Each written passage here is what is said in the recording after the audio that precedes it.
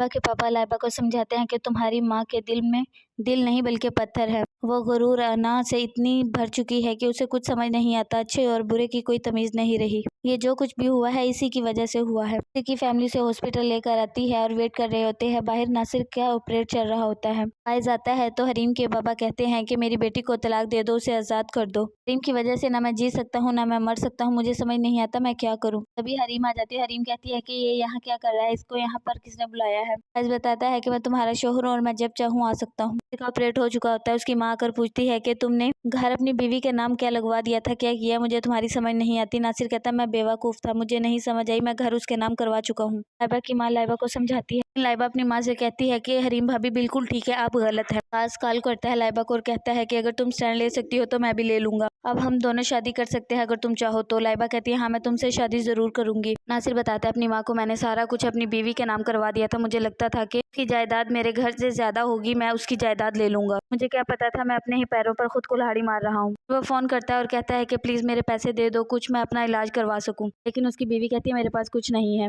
इसके अबू कहते हैं कि तुमने बहुत गलत किया है, ये जो कुछ भी हुआ है तुम्हारी वजह से हुआ है। तुम्हारी अना गरूर और तकब्बर लेकर बैठ गया है मुझे। देखो आज रेहान हमारे साथ नहीं है, फाइज भी हमसे दूर हो जाएगा। जो कुछ भी हो रहा है तुम्हारी वजह से हो रहा है, मेरी बेटी का घर भी ना बच सका। नासिर कॉल करता है तो उसकी बीवी कहती है मेरे पास कुछ नहीं है, तुमने कितनी लोगों की जिंदगियां खराब की हैं। हो सकता है मैं तुझे माफ कर देती, लेकिन अब मेरा दिल नहीं करता तुम्हें माफ करने को। तुम अपनी सजा खुद भुगतो। मेरे पास कुछ नहीं है तुम्हारे इलाज के लिए और ना ही मैं कुछ दूंगी। नासिर बार बार माफी मांगता है लेकिन वो उसे माफ नहीं करती। हरीम का भाई वापस आ जाता है बाहर से। हरीम और हरीम के अबू बहुत खुश होते हैं। सूफी कहता है अब रोने और परेशान होने की कोई जरूरत नहीं, मैं आ गया हूँ। फाइज लोगों का पूछते हैं तो वो बताते हैं कि फाइज लोग यहाँ से जा चुके हैं, वो बहुत ज्यादा परेशान थे, बहुत क्राइसिस में आ चुके हैं। हरीम कहती है अब आप आ गए हैं तो अब हमें कोई परेशानी नहीं होगी।